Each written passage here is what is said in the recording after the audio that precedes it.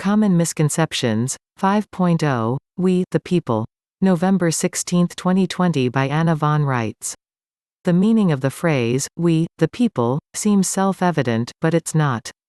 There is a reason why the founders used a capital P.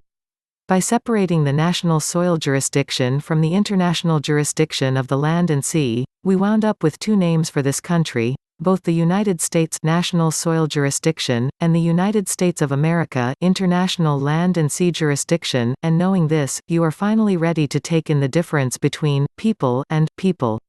The people of this country live in the United States and stand on its soil, but the people with a capital P inhabit the United States of America's International Land Jurisdiction and stand on the land. The people are the only ones who can enforce the law of the land, that is, the constitutions, because they are the only ones occupying the international land jurisdiction of this country, and they are the only ones who ratified the constitutions. When we act as state citizens, we are not only counted as one of the people of this country, we are recognizable internationally as lawful persons. Lawful persons stand on and occupy the international land jurisdiction of every country on earth. Together, we uphold the public laws of our land jurisdiction, including the constitutions, and we accept our public duty to do so. Legal persons, by contrast, occupy the international sea jurisdiction, a watery domain full of deceits.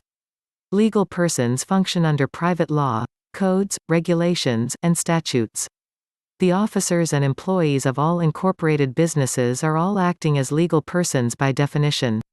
Thus, we have people living in the United States, and people occupying the land jurisdiction of the United States of America as lawful persons, state citizens, and we have legal persons occupying the maritime jurisdictions belonging to the United States of America, too. The hard part arises when you can't tell the difference between the people lawful persons, and the legal persons. In the last few decades, the number of us consciously functioning as lawful persons has greatly declined, and the number of us unconsciously functioning as legal persons has increased.